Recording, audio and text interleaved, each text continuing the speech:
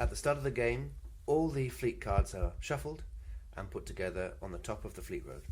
These cards are then revealed, the first 4 cards revealed from the top of the fleet deck and placed out into the grid. At the start of the game, any card which is over 3,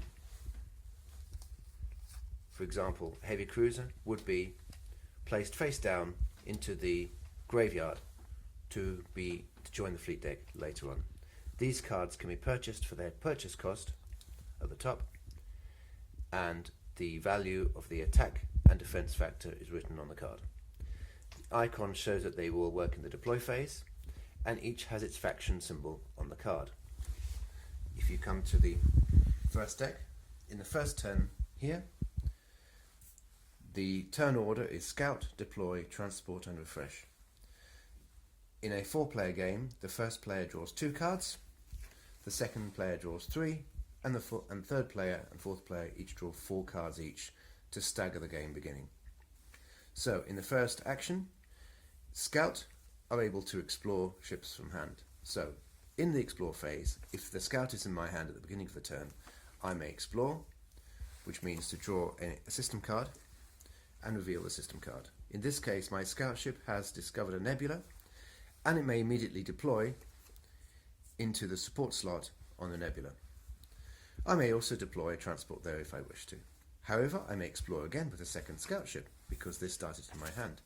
Therefore, I will send the Scout to explore, reveal the top system card, and in this case I have discovered a habitable world with a green border and 2 slots.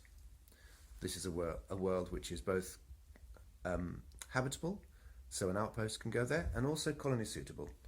Being a fertile world, it also has good resources, and it has support for 2 ships, Alpha Centauri.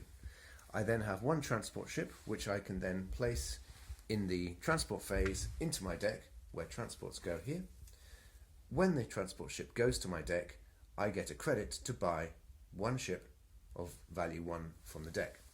So over here, you can see that of the fleet row and all the other cards that can be purchased, the only ships I could afford to buy would be a corvette, a Praetoran corvette, or an alliance cutter. At the beginning of the game, it's simply my choice which faction I wish to ally with. So I would buy an alliance cutter, and that goes on top of the transport in my fleet deck, which ends my turn, and the only thing left to do is to refresh.